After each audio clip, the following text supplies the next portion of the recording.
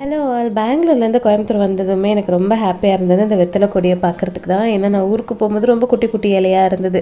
இப்போ பார்க்கும்போது அவ்வளோ அழகாக ஓரளவுக்கு நல்லாவே வளர்ந்துருக்கு. ஆல்சோ செம்பருத்தி செடியில் இருந்த கொஞ்சம் செம்பருத்தி பூவெல்லாம் பறித்து நான் உருளியில் அரேஞ்ச் பண்ணிடுவேன். இது எப்போவுமே நான் மார்னிங் ரொட்டீனாக பண்ணுறது தான்.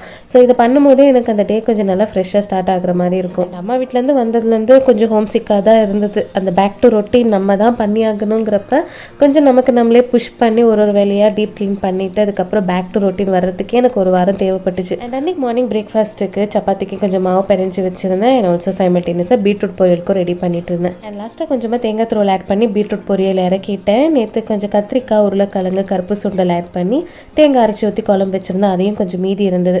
சைமல்டேனியஸாக அதுவுமே கொஞ்சம் சூடு பண்ணி வச்சுட்டேன். ஹஸ்பண்ட் லஞ்ச் பாக்ஸ்க்கு தயிர் சாதத்தில் கொஞ்சம் தாளிப்பு ஆட் பண்ணி ரெடி பண்ணியிருந்தேன். இது கூடவே பீட்ரூட் பொரியல் வச்சு பேக் பண்ணிட்டேன்.